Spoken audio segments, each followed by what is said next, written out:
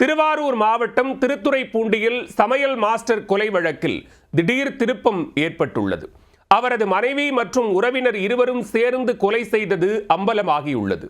நடந்தது என்ன?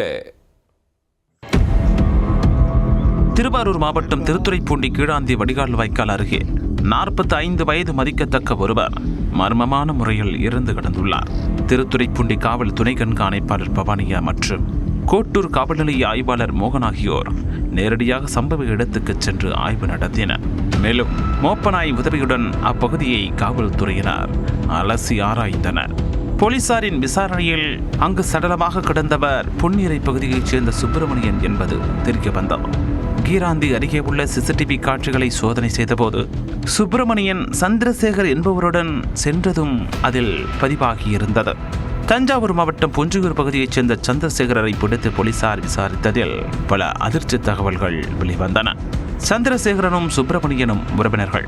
சுப்பிரமணியனின் மனைவி இந்திராவுக்கும் பூஞ்சையூர் பகுதியைச் சேர்ந்த சந்திரசேகருக்கும் இடையே ரகசிய உறவு இருந்திருக்கிறது.